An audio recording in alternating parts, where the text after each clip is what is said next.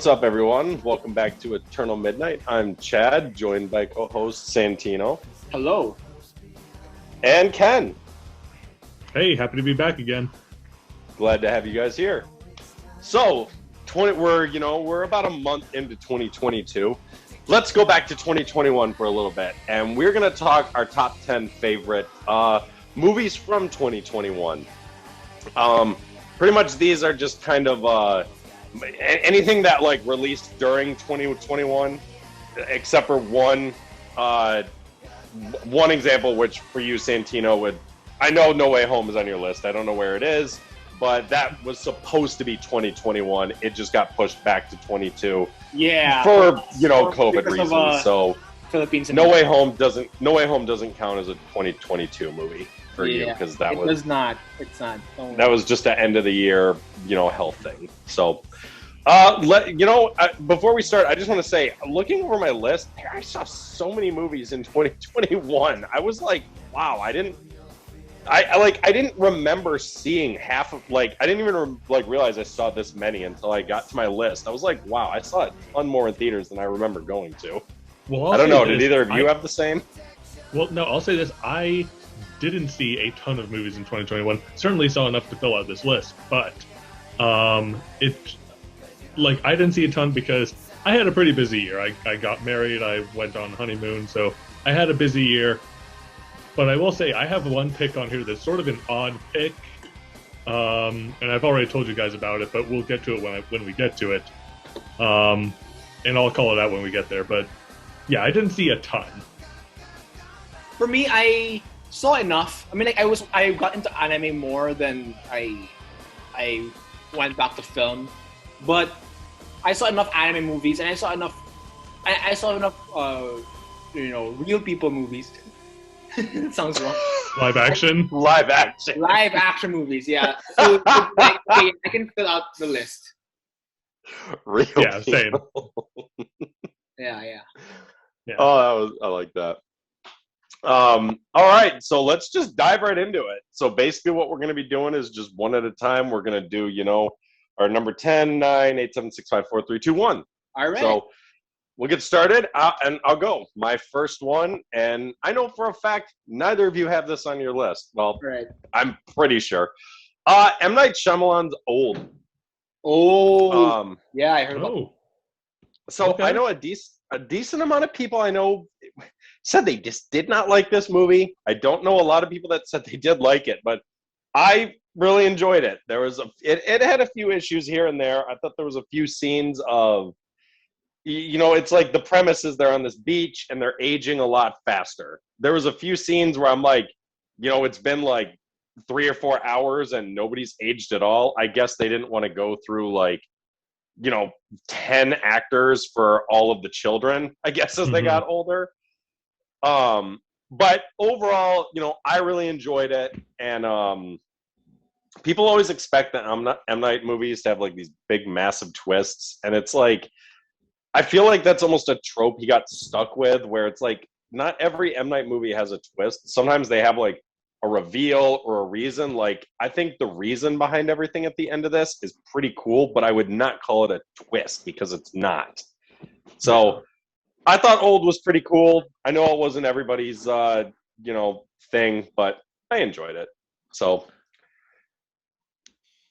I'm interested in Old. I mean, I'll try and see it, but M. Night's track record is, not exactly good. So well, I've heard it's good when he's not given a giant budget. I've heard some mixed things about Old. I'll have to check it out. I haven't seen it yet, but I mean, I will say his track record isn't perfect, but I feel like it's gotten better lately with The Visit and Split and things. Yeah, and I people don't like it, but I actually do think Glass was not as bad as people said it was. Agreed. In all honesty. I know he only produced it and wrote it, or had a part in the screenplay. Devil. Devil. A lot of people shit on Devil. I don't think it's that bad. I don't get why people shit on that movie. Devil is underrated in my opinion. I agree. Nice. Santino, have you seen Devil? I've heard of it, and I've seen reviews about it, and people are saying it's bad, but like I'll check out eventually. It's not bad. No, They're wrong. It's not me a and my bad friend movie. Matt really likes it too. Oh, really? Yeah, so It was supposed to be the beginning of like an anthology series of movies he was gonna produce. I don't think he was gonna direct any of them, but for some reason that was the only one that happened, I think. Which is a shame because I would have liked to have seen more. I like I've seen the poster of Devil, and I do like it. Like the upside down cross is formed from the airlines. That is cool. Yeah, but yeah, I'll check out Old at some point. Yeah, I wouldn't say like run as fast as you can towards it. Kind of like that movie you told me that you watched that I suggested like a couple months ago. Yeah, I got to it eventually. Yeah, get to it eventually, and just if you like it, cool. If you don't, oh well. I mean, I thought, like I said, I thought it was cool. I enjoyed it, and it was one of those movies I got home and just like everyone online was bashing it. I'm like, oh, this is one of those movies. Never mind. I still like it, but nobody else does. All right, so who's next? I'll go ahead and go next. And Chad, I know this movie got knocked off of your list, but my number 10 is Godzilla versus Kong. Ooh, nice. I know that's it's not on mine, but it's not on yours. No, but it's not on his, but it is on mine. My list corrected itself this afternoon. Okay, well, if we're gonna get to it later on, then yeah, I'll just say my number 10, Godzilla versus Kong, and we'll get to it when it's on Chad's list. All right.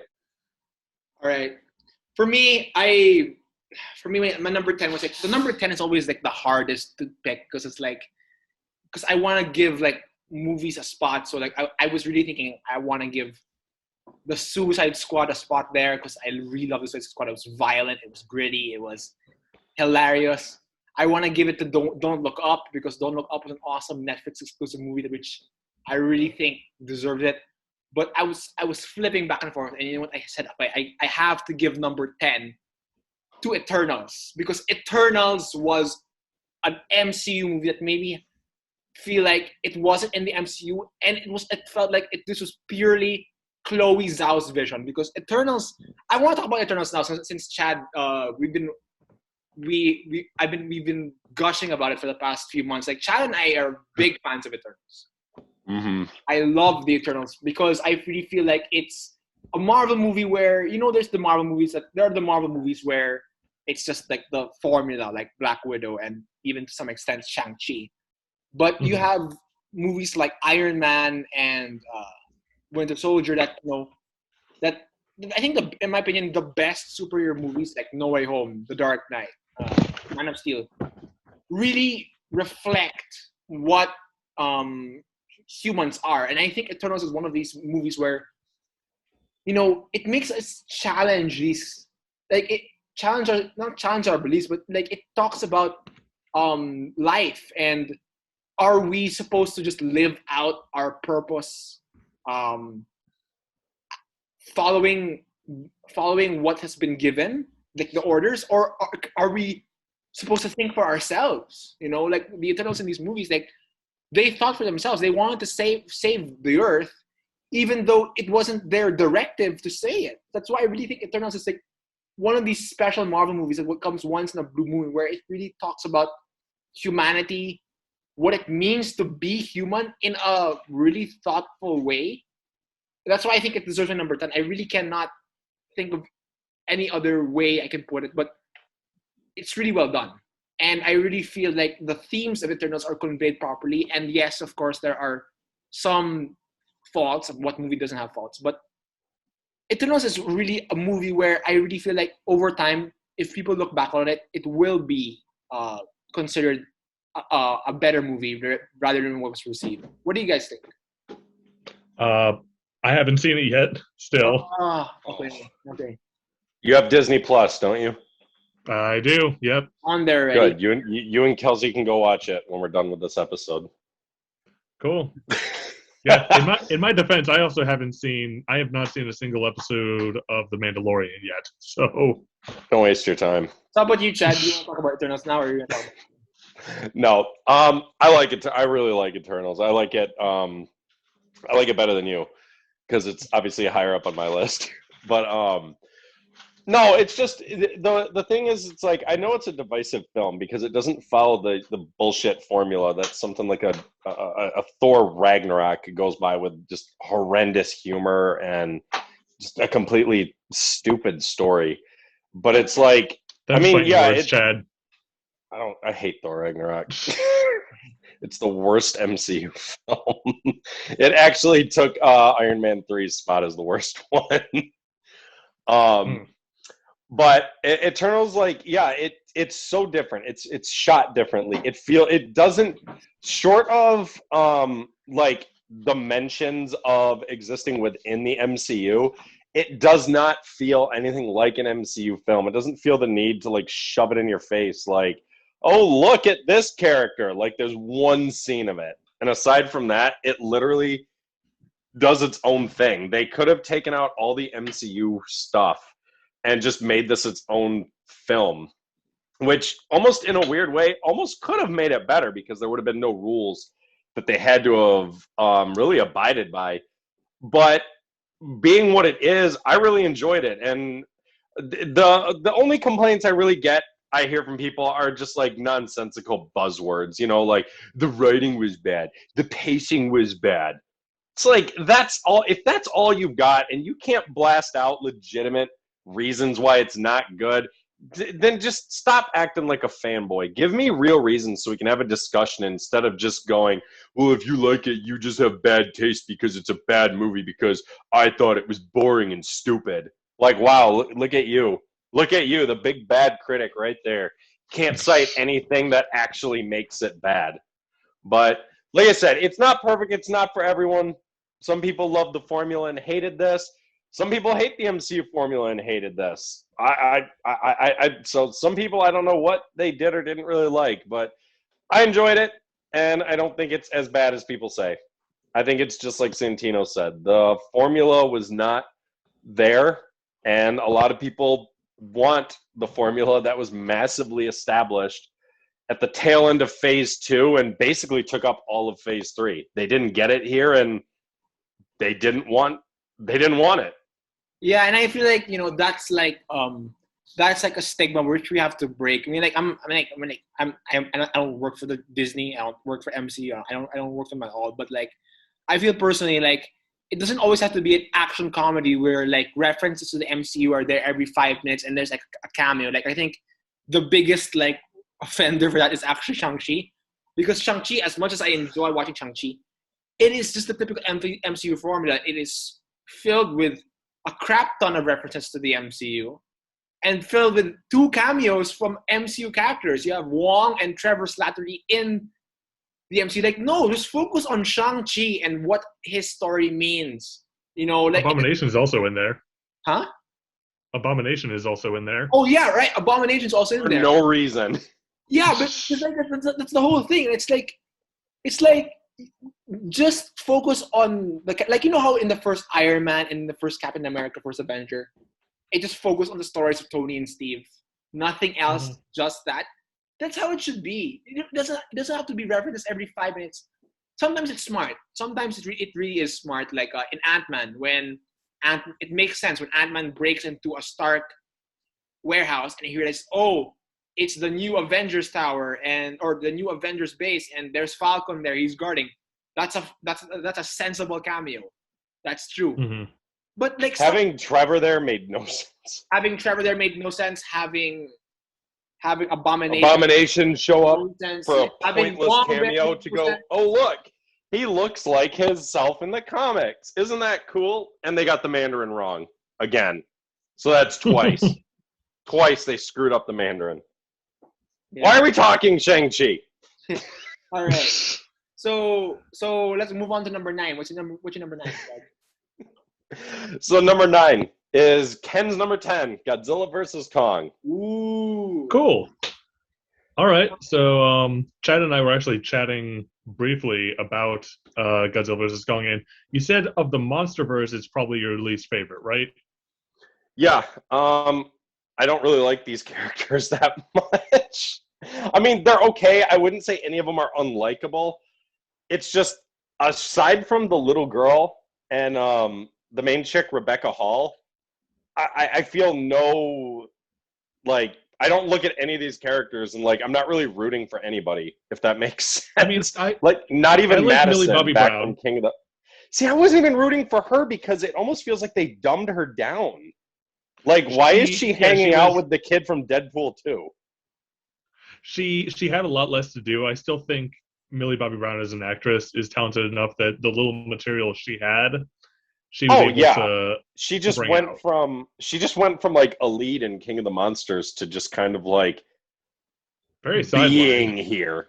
And it's like, yeah, aside from, obviously the very end where like they, or the kid from Deadpool 2 pours the booze all over the control panel. Mm-hmm. They could have been left out of the movie. She didn't do anything, and neither did her dad.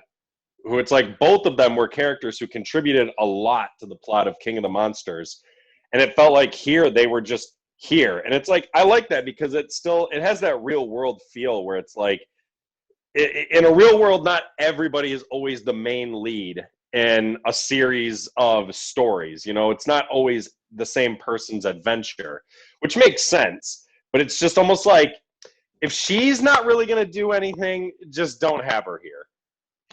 Right. And I'll say this. When Kelsey and I, my wife, when we watched this together, she had never seen any of the other MonsterVerse movies, and I'm just like, oh well, are you gonna be okay watching this? And she just looked at me. She was just like, "Big boys go boom." I think I get the movie, and ultimately that's what like gets it into my top 10. Is it's just a fun, wild time. I will say, I'm glad we have a versus movie where the two main characters don't fight just once. We get several fights between these two. Mm-hmm. And they're all good. That's a big thing I'll give this movie. Every fight in this movie is good. Yes. I have not seen Godzilla vs. Kong yet, so I really can't comment. Really? Oh, okay. No. Oh, I'm shocked you haven't even... I'm surprised, yeah. Yeah, I thought you would have sat down and watched it at some point. No, I'm so sorry. I have not seen it yet. Oh, well, it's fun, man. Yeah, you're only hurting yourself. I'm not disputing that. I'm sure it is. I've liked all of the monster movies before, and I really think Kong Skull Island is an underrated film, even though people hate it. I don't know why. Oh, I like it. Oh yeah, I know you guys did. But... I like it a lot. I only know like one person who hates it. Oh really? Also, I need to know who I'm talking about. Oh, okay. So okay, and I gotta say, oh sorry. So yeah, I mean, like I've seen like a couple of fight scenes, and I do know the big spoiler that Mechagodzilla is in this movie. Which please, that wasn't a spoiler. We all knew that was it in the trailers. I mean, they tried to hide it, but it was like we knew it was Mechagodzilla. And I gotta say this: what I really, I gotta say, my favorite scene in this whole movie is when they're having the water fight on the barge, and Godzilla breathes his hair, and Kong has to do this John McClane style jump off of the barge. Such a beautiful when Godzilla moment. Blasts it from underneath, and he's like, "No!" and he jumps to another aircraft carrier. Yeah, and also, see, that fight looked absolutely incredible. I love that we finally got one during the day. It's like, oh, why did we have multiple movies where all they did? Well, no, Skull Island had fights during the day, but it was like Godzilla 2014 and King of the Monsters. The fights were like at night or in the rain. It felt good seeing something in like that beautiful daylight out on the ocean. Yeah. And also, I really like their fight in Hong Kong in all the neon light. Oh, absolutely.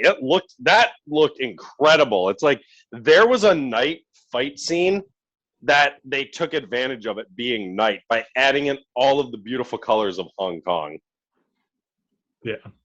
But it was also, like the biggest thing with like this movie would be higher on my list, but it's like I think even you can agree it's a pretty stupid story. Oh yeah, I mean that's why. It's Go to my the number center 10 of the because- earth.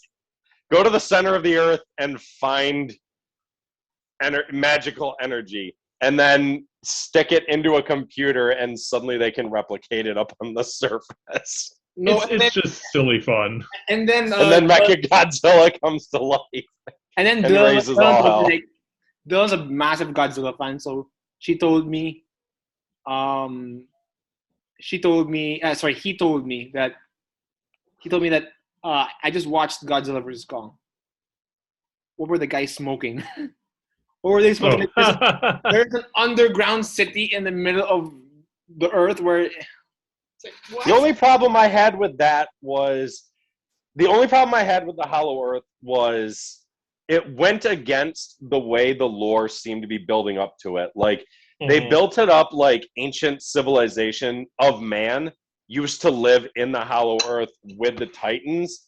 But then when you find out how to enter the Hollow Earth, like, you would die if you went through it without this like new like spaceship thing they built. And it's like, but now nothing makes sense anymore, because in King of the Monsters, they went through the Hollow Earth tunnel to get to Godzilla's temple that he was living in, and there was no portal there.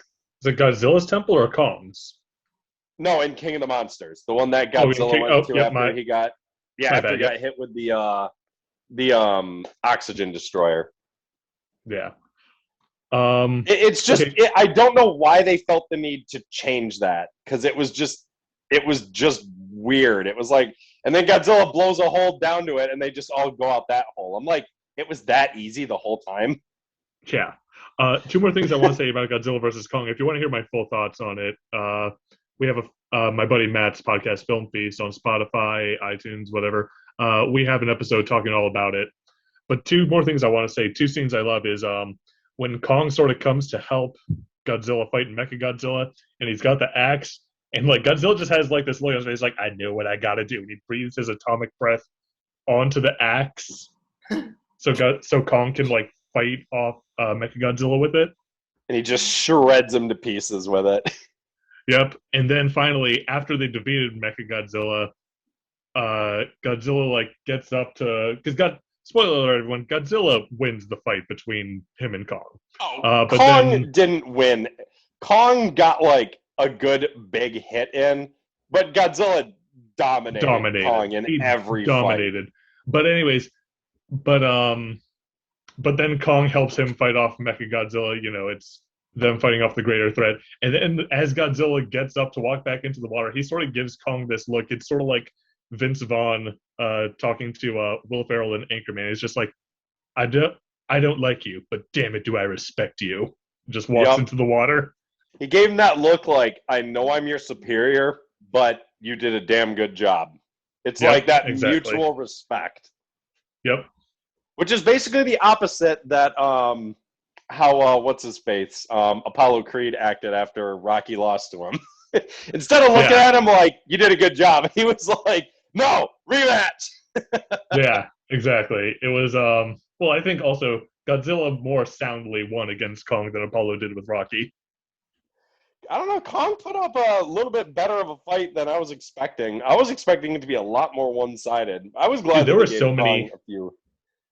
There were so many memes. Like I saw one of like, it was a bunch of press around a gorilla, and he's just like, guys, I'm gonna do my best, but it's literally a giant dinosaur with atomic fire breath. My favorite one, though, my favorite meme poster was just them like running towards each other, and it just says in bold print on the poster, I think I sent this to you guys, it just says, they will kiss. And I'm like, fingers crossed. That's stupid. That's awesome. So yeah, Godzilla versus Kong. My number 9. A fun time. But yeah, it's just it to me, it's fun, but I just liked 2014 Skull Island and King of the Monsters better. So, but we need more. We need more monster. We need more of this. We need more of the Monsterverse, and I hope it keeps coming. Same. I agree. So Ken, at number 9. My number 9 is Tick Tick Boom. Ooh. I've heard of that. I haven't seen it yet, but I want You to. haven't seen it yet, Chad? It's Andrew Garfield, right? Haven't seen it yet. That's the Andrew Garfield movie. Andrew Garfield with Vanessa Hudgens, and it's Ooh. about the guy who wrote this the Rent, piano the movie? musical. Sorry? Is this the piano movie? Yeah. I mean, yeah. Well, yeah, like he plays. Like I saw the poster. Like he's playing a piano, right? he's playing a piano, but he plays the composer of the musical Rent, and it's about Oh. how he was a struggling playwright, composer. It is and he's a waiter in New York, and it's just about like him struggling before he gets his big break with Rent. And really, that composer died, I think, before Rent was No, that released. composer died. That composer died the day Rent was about to release. That's right. It's been a while since I watched the movie, but yeah, like the day it was to be released, he died. But it's about, and it's a musical. It's got some fun tunes. My favorite tune is this bit. It's juxtaposing between them like cheerily performing in front of people and them breaking up. And it's really good. It is Lin-Manuel Miranda's film directorial debut. So good job for him there. Yeah, since neither of you have seen it, it's really good. Andrew Garfield and Vanessa Hudgens are both fantastic in it. I'm pretty sure it's Vanessa Hudgens. Sorry, I saw it like a month ago, and my memory's a little foggy. Give me 1 second. I'm looking it up. Don't worry. Yep, it's Vanessa Hudgens. Yep. I like her. I genuinely like her as an actress. Yeah. Oh, also, Andrew Garfield looks a lot like the guy, and I'm not sure how they did it because Andrew Garfield's not an insanely tall guy, right? I thought he was, or maybe it's just because he's skinny. He looks tall. Maybe, but like the guy who wrote Rent, he was like a tall, gangly looking guy, and they made Andrew Garfield look a lot like him. Nice. But yeah, tick tick boom, and I put a little bit of a pause before I say boom because it's tick tick ... boom. Boom. Yeah, it's really good, and I mean I'm a sucker for musicals, so a lot of fun. Nice. Yep. So without you guys having seen it, I can't say a ton, but Santino, you're number 9. All right, my number 9 is also a Netflix exclusive film. It's an anime film, and I suggest you guys watch it. It's called Words. Oh, wait, no. Sorry, that's my number 8. Sorry, my bad. Spoiler alert. My number 9 is Dune. I know Chad's like, what? I can tell. I can actually feel Chad's like face from here. I like Dune. No. Yeah, I mean, I've given you my thoughts on Dune. Yeah, I don't have anything to add. I know you think it's long. I know you think it's boring, but as someone who's read the book, it is long and it is boring. You're free to like it all you want. It is long. But it is long boring, and it is boring. It is long. And no, I will agree. It is long and it is boring. Santino, unfortunately, I don't have much to add here either because I haven't seen it yet. It's one that I haven't seen. Yeah, it is long. Good luck. Me and Bill both were commenting when it came out. It took both of us like 2 or 3 watches to get through it on HBO Max. It is long and it is boring, but I do appreciate the vision of Denis Villeneuve.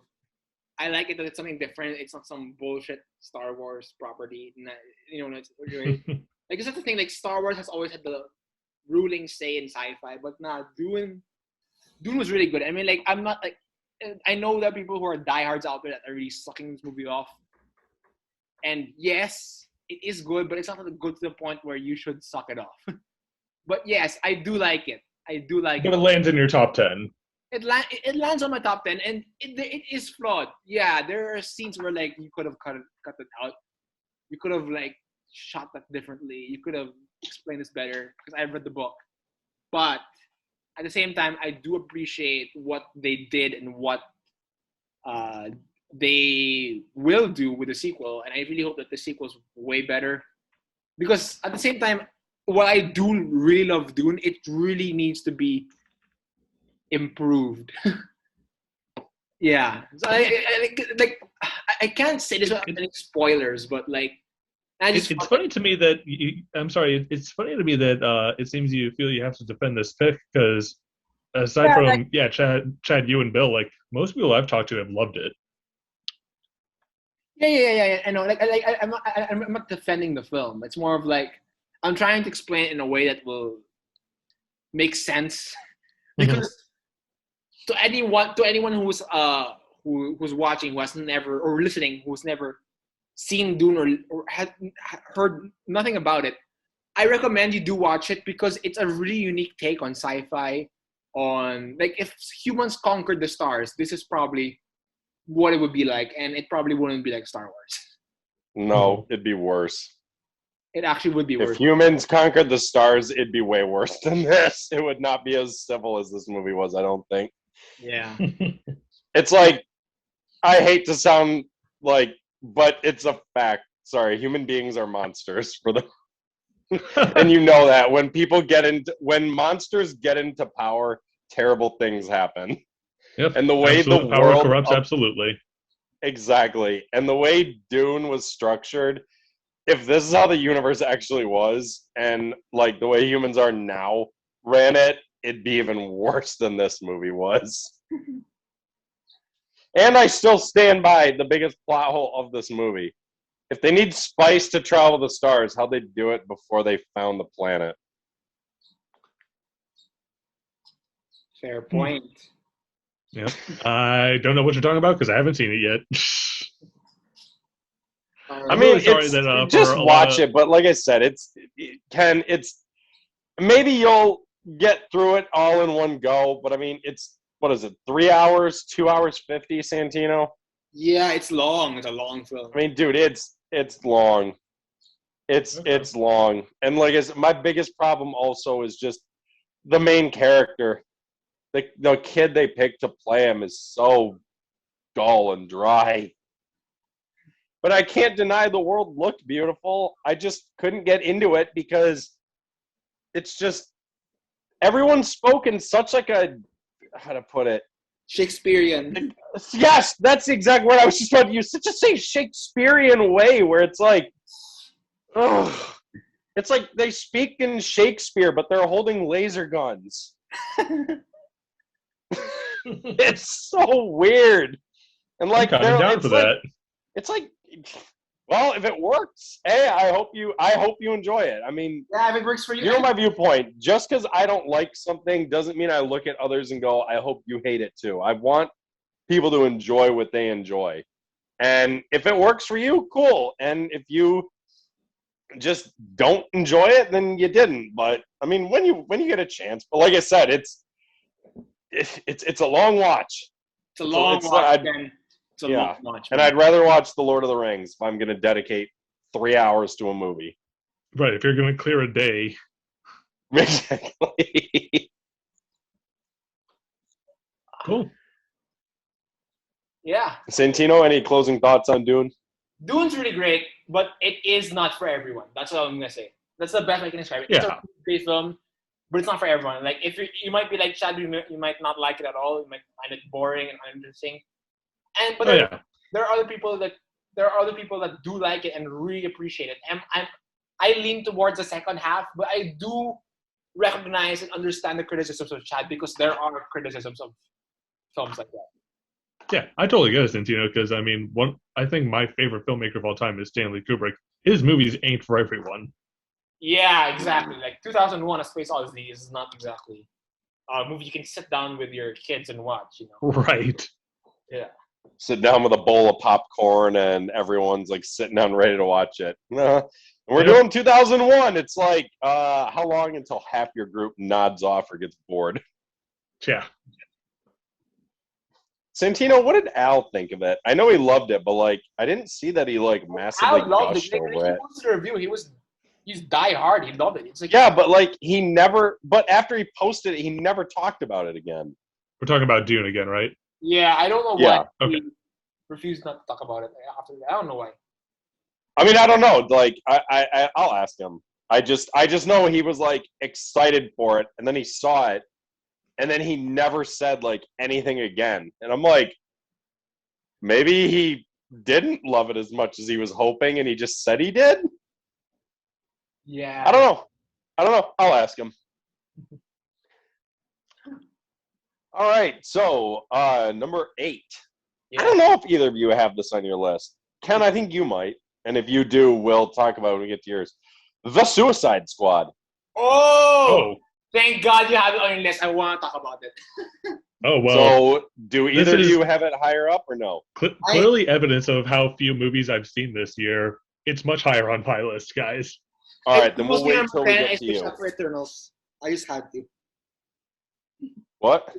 It was supposed to be on my number 10, but I switched out for Eternals because I just felt like... Which I'm shocked, because at first I thought you told me like a week or two ago you had TSS. Yeah, but the more I thought about it, the more I was like, nah, I want to put Eternals on it. Okay. Nice. Well, we'll talk TSS when we get to it on your list, Ken. Yeah. So go ahead. What's your number 8? My number 8 is Encanto. Ooh. Have either of you seen this? Nope, I have not. But Not yet. It's pretty good. No, it's excellent. It's the songs are all great. And I'll tell you what, we've got the new big hit Disney song, "Move Over, Let It Go, Move Over, You're Welcome." We Don't Talk About Bruno is the new big one. Oh, Nice. It's like the new big Disney song. My niece and nephews love it. But this is actually a really mature Disney animated movie. It really I honestly think a lot of the themes go over kids' heads, honestly, because pretty much I'm not going to give you guys like major spoilers, and it's not really a major spoiler because it's like the main plot points of this movie. But they're this family in South America, and they have a house that sort of magically became cognizant, and so they like live in this house that like it'll like if they're wondering, oh, where are the dishes, like one of the cupboards will open and the house like communicates with them, and every member of the family when they reach a certain age gets quote a gift, which is just a power. One of them is a shapeshifter, one of them has super sensitive hearing, but the main character Maribel, she didn't get one, and her uncle Bruno has been in hiding.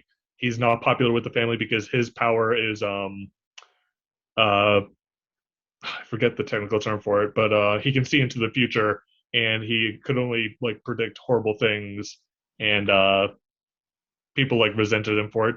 And there's a lot of themes. It's tough to get into.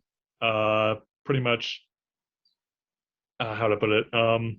Sort of as family struggles, as the foundation of the family starts to crumble, the house starts to crumble.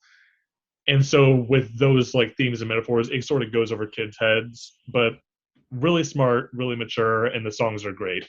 So I really like Encanto a lot. Nice. For me, is it on Disney Plus or did you see it in theaters? It's on Disney Plus. For free, or you still got to pay for it? Oh, it's for free. Okay, I forget when it hit theaters because I know usually they make you pay for it. I think it was in November is when it hit theaters. Okay. I don't know. I have Disney Plus and I barely use it, but I'll fire it up and I'll watch it because cool. I saw it and I remember seeing the trailer, and I don't know why I didn't go see it, but watching that trailer, I was like, this movie looks absolutely beautiful. Oh, it's just gorgeously animated. It looked so well done. It's like, I feel like ever since, and I know Coco was a Pixar one. Was this one Pixar or just straight Disney? I think this was just straight Disney.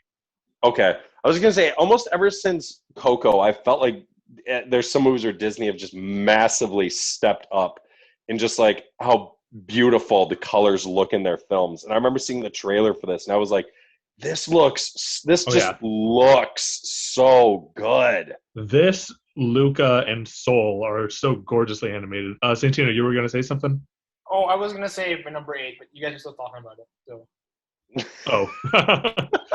No, yeah, it's gorgeously animated. The story will go over kids' heads, but it's great for adults. yeah, a ton of fun and really smart for a kids Disney movie. Nice. So Santino, All go right. ahead, my friend. Number 8 is my first anime movie on this list, which I recommend you guys watch because it's on Netflix. I know both of you guys have it. It's a Netflix exclusive. It's called Words Bubble Up Like Soda Pop. It's a long title. Is it on our Netflix though? Our Netflixes Yeah. are completely different. Yes, I'm sure it is because I'm sure it is. Because What's it's it called again? Words Bubble Up Like Soda Pop. Basically, Okay. It's there. Yeah, it's an anime. Hour 30. Yeah, it's an anime movie where, and it's one of the most beautiful films I've ever seen. It's about it visually and storyteller wise. It's a very, it's a story about this young boy and young girl. Like the boy likes poetry, the girl likes music, and how they come together in this small town in Japan, and how they um meet with their friends, and how they find love because like they clearly like each other. And I don't want to spoil anything because it really is a beautiful story and it's really fun to watch. And I recommend you guys see it because I really feel like this will resonate to anyone. It's like we've all had our first love, our first crush that we don't forget. So this is a film where you watch it and you're like, I feel for these guys. I see myself, or I see people I know in these characters. And I think Candace is a great film to watch with Kelsey because it's a very nice feel good film. It's a film that how do I put this? There's no sin. And it sounds like there's nothing Very pure. It's a very pure film. You know what I mean? It's a very pure film, and it's a film where Okay. I feel like you watch it and you just appreciate the animation because the animation is beautiful. Like every scene is a painting. Every scene is a painting. I love movies like that where like every scene looks like it could be hung up on my wall. Yeah, exactly. Every scene is a painting. Every scene is like a beautiful frame. It's perfect. I swear. I have no complaints on it because it's really just a pure film. And it's like Chad, when I showed Chad Your Name a couple of days ago. It's like, yeah. Ken, you need to see that. You need to Your see Name is I'll pitch both of these to Kelsey absolutely then. amazing film. Your Name's an amazing film, and you need to watch it. I'll pitch both of them to her because I'm sure she'll be down for that. Words Bubble Up Like Soda Pop is not Words Bubble Up Like Soda Pop is not as good as Your Name, but it is still a really amazing film. And the ending is cheesy as hell. It really is cheesy, but at that point, you feel so good and giddy that you don't mind. It earns it. It earns it. Yeah, exactly. See, that's the problem. Santino shows me these like 10 out of 10s, and then he shows me like a 6 out of 10 and expects me to love it. And it's like, dude, you just showed me a masterpiece. Now you're showing me like this like normal film, and you expect me to feel the exact same. No, I'd say okay, if Your Name's a 10 out of 10, which I think it is. No, I agree. Your Name is a 10 out of 10. I literally loved everything. Is about that on that Netflix film. too? It's not, unfortunately. Not. But I suggest you like find it somewhere because like on Amazon or Hulu because Ken, you have to watch Your Name. I don't think it was on any of those because otherwise I would have been able to watch it on my own. Yeah.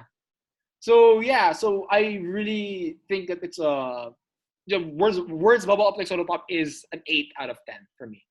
8 out of 10. Awesome. I'm actually excited to check this out now. Yeah, you have to. Like it's on Netflix. Watch with Kelsey. It's really good. It comes in both English and Japanese dub. I recommend Japanese dub when you watch it with Kelsey because the emotions of the characters are way better conveyed in its original form. That sounds like a good like date night movie. Yeah, it really is. It really is. I'm serious. And Ken, I just sent you the list of where you can rent Your Name on Amazon Prime for $3. Okay. Cool. All right. Well, thank you. All right. So, Chad, you're number 7, I believe. This won't be long because we've already talked about it. My number 7 is Eternals. Ooh. I really I really liked Eternals. Like you said, I think one day the tables will start to turn. I think for now, still the bog standard MCU formula is still too strong. People still want it. And yeah, I think one day Eternals will be more appreciated. I mean, hey, remember when BVS came out and it was despised? Look how much the tables have turned. Yeah, Right. especially with the Ultimate Edition coming out. Yep. And here's another example. Look at Last Jedi. Remember when that came out? How many? I mean, there were the haters. There was people who really hated it, but the general consensus was Last Jedi was really good. Look how much that's turned. You don't see Yeah. many TLJ defenders these days. So I think eventually Eternals will be more appreciated. It'll always have its haters, which is perfectly fine. But no, I really liked it. I like the characters. I like the different powers. I like their story from, showing up in ancient times through the history of the world up to saving it. I really enjoyed it, and I can't wait to see more of these characters. So yeah, that's my number 7. Ken? Cool.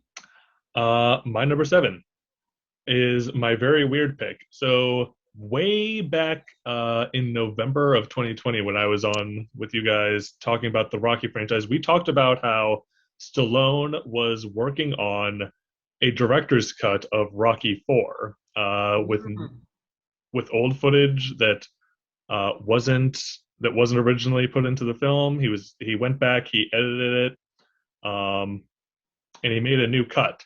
My number 7 pick is not the new cut of Rocky 4. Instead, my number 7 is a documentary and a very easily accessible YouTube documentary that was shot on an iPhone. It's the making of the director's cut of Rocky 4, and it's just following Stallone as he goes into this office building and he's looking over old footage, and he's like, oh, we should cut it more there. I don't know why I cut this scene. This scene needs to go back in. And it's him talking about how he's sort of grown as an artist and how he's grown as a filmmaker and a storyteller. And, back then he just wanted to make big action movies. And now he's like, well, no, Rocky 4 needs more drama. And also, I'll say, me and my buddy Matt, we went to go see Rocky 4. The full title of the re-release is Rocky 4, Rocky versus Drago, the Ultimate Director's Cut. That is the full title of the movie. It just rolls right off the tongue. We went to go see it, and it was fine. I still prefer the theatrical cut. Huh. And, sorry, my mind went somewhere else. No, but the documentary is a lot more inspiring, especially the very last 5 minutes.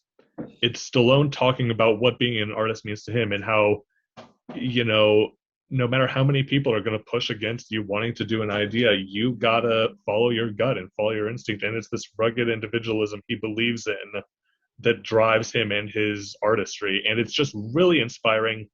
And that made me want to say that Stallone's my number 1 favorite director, not because he's made all my favorite movies, not because I think he's artistically better than a lot of others, but just his commitment and his drive for the craft. And this documentary really drove that home for me.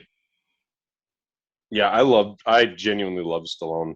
I really do. I massively respect the guy. I would love to meet him and just tell him hey man, I know you don't like Rocky 5, but I really do. Just so I could see his reaction to me telling him I like a movie that most people hate. And even he I'll tell you what, honestly, whenever I see footage of people meeting him, him going into a restaurant and shaking hands with people, I'm so jealous because I'm just there's no way you're a bigger fan of him than I am. You shouldn't have been the one to meet him. Why wasn't I there? Yeah, exactly. Especially when I took my trip up to Philly back in last January. If I could have met him, my God, that would have been great. But it's what it is. But yeah, the making of Rocky versus Drago. You'll find it on YouTube, and you don't have to pay for it. It's up there like any other YouTube video. It's great. Do you think it got ripped off the Blu-ray of the director's cut of Rocky 4? Or did I don't know. did he put it there? The guy who made it, who was following Stallone, he's the one who uploaded it to YouTube.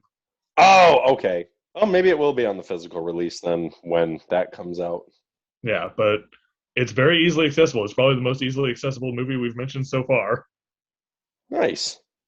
So check it out. Santino, you're number 7.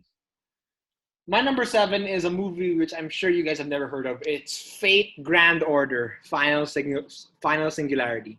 Okay, I feel like I need to explain this to you guys. So, Fate Grand Say the Order, title again. Huh? Say that title again. Fate Grand Order Final Singularity. So, Alex, I feel like That's just like Rocky 4, Rocky versus Drago, the ultimate director's cut. Just rolls right off the tongue. And you know what? None of those compare to the title that rolls off the tongue even more. Don't be a menace to South Central while drinking your juice in the hood. All right, so Oh wow! I feel like I need to You're like, that's a movie? All right, so I'll explain this in the best way I can. So the Fate anime is anime where, and it's a great premise, which I recommend you guys should watch. It's an anime where in this world, mages exist, but in every 10 years, there's a Holy Grail War where mages fight in this Holy Grail War, and the way they fight is by summoning heroic spirits known as servants. So you have spirits like King Arthur, Gilgamesh, Circe from the old Greek myths, all fighting in this big battle in the city. But that's just one timeline. The other timeline, which is the Grand Order timeline, is where this giant threat, this giant demonic threat, is trying to destroy all of existence. So this young boy has to work with this organization to stop that happening by going through the entire history of man and recruiting heroic spirits known as servants to fight in this battle. And so Fate Grand Order Final Singularity is the final movie where they all come together to defeat the demonic threat. And you have gods, you have King Arthur, you have Joan of Arc. They're all here. You have Blackbeard. Oh, wow. They're all here and they're fighting against this demonic threat. It's like an Avengers Endgame style, but for historical figures, and it's really awesome. Cool. It's awesome. The fight scenes are amazing. I want to show you guys a clip, but we can't do it here because it's a podcast. But the fight scenes in this movie are amazing, and the fight scenes in all the Fate movies are amazing because they're animated by Cloverworks and Ufotable, which are really great anime studios. You just have to see it for your own eyes. I really cannot explain it, but you have to watch all of the anime to get the Final Singularity movie. But I'm telling you, it's worth a shot. Cool. So yeah, that's my number 7. I know it's weird, but yeah. Hey, no weirder than my number 7 pick. Say, if you enjoyed it, who cares? Hell yeah. All right, so number 6, Chad, but that's yours, right? Number 6. And this is another one. I'm pretty sure I'm the only one who's got this on the list. Antlers. Oh! Have not seen it. I've not seen it also. Santino, I'm sure you'd like it, but Ken, this is right up your alley because I know your love for horror films. Oh, and is this an A24? I don't remember if it was I don't think, no. Blumhouse? This is about the Wendigo, right? This is that film? Yes. Ooh, and okay, I can't believe I haven't watched this yet because I love the Legend of the Wendigo. Yes, and I think the way they, instead of just doing a straightforward, monster movie, the Wendigo is obviously in it, but it's with the main characters, they add a story of it's got Kerry Russell, who I've always liked Kerry Russell. Anything she's in, I love seeing her. I don't know why. It's her and her brother lived together because like they were both basically like treated like crap as kids. So it's like they've both got like they're both kind of like, I don't want to say messed up, but they're both very like kind of introverted and like standoffish from society. Like even though he's a cop, like you can tell both of them are not like the happiest people in the world. And she's a teacher and she has a student who is like extremely like, he shows up to school like traumatized every day. And she thinks it's because he's being abused, but it's because his dad is like turning into a Wendigo basically. So it's like, it's this story of a woman who's trying to relate to a child that she thinks she can relate to, but she can't. And it's her story of trying her best to help him while not being able to understand what he knows he's seeing and witnessing at his house. And I remember seeing this in a theater where there was like 3 other people in the theater. And I was like, oh, I wish there were more people here who could see this. I just loved it. I thought it was atmospheric. I thought it was filmed really nice. It was, and I mean, it had some, I'm not going to lie, it had a very rough to watch scene near the end of the movie. I'm not going to say what it is, but it had a scene that was like, I didn't want to watch it. I'll put it that way. I'm like, don't make us watch this, please. So yeah, it's just, it like I said, it's a slow, it's kind of like, it's just slower. It's quieter. But it's like when the action of the Wendigo itself kind of ramps up, like that's when it takes full on, like that's when the action really ramps up. But like I said, I also just really enjoyed, like I said, these 2 abused siblings living together, trying to get their lives together, and her trying to kind of like help someone who she thinks needs it and is misinterpreting what's wrong with him.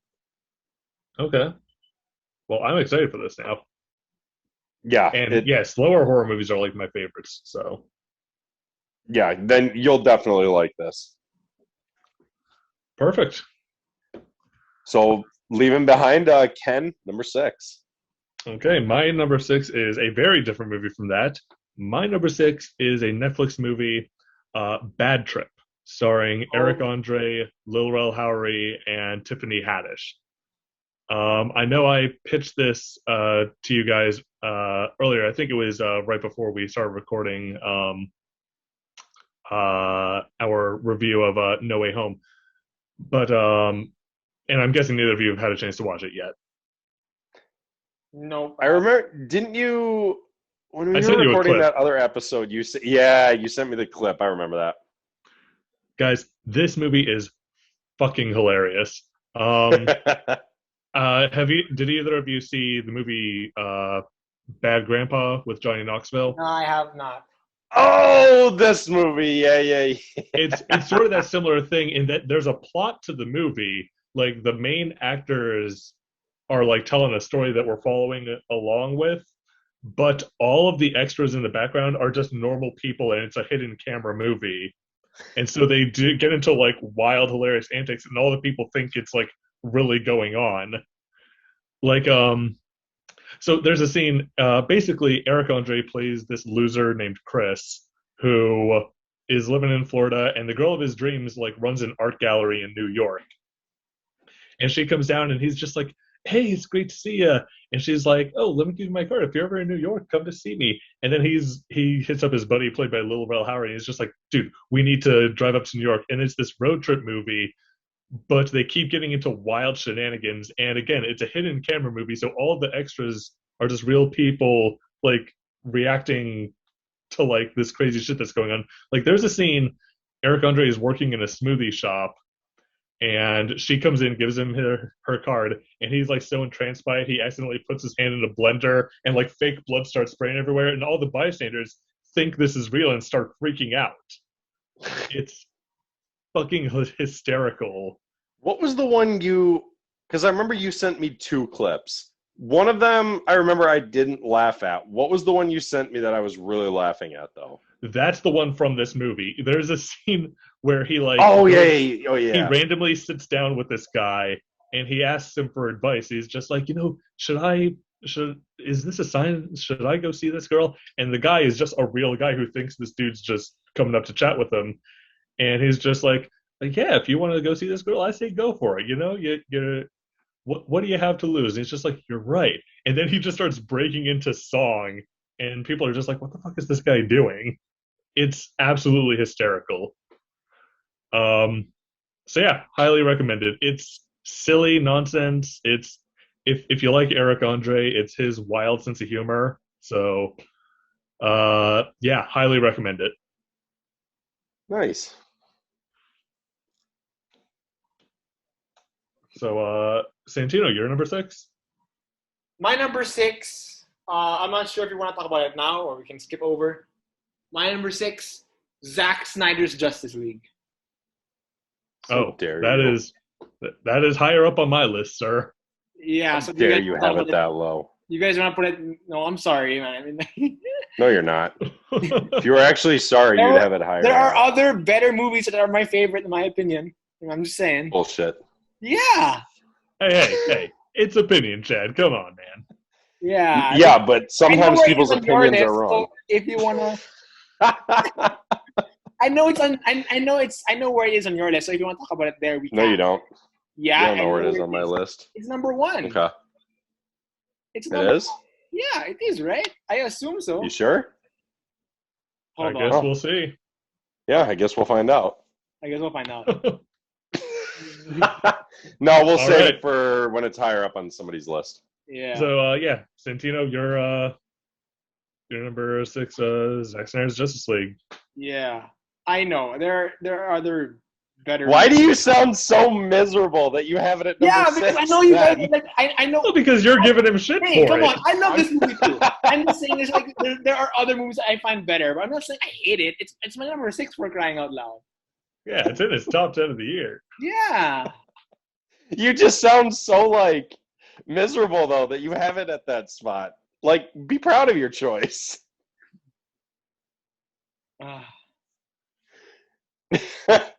Chad, you're number 5.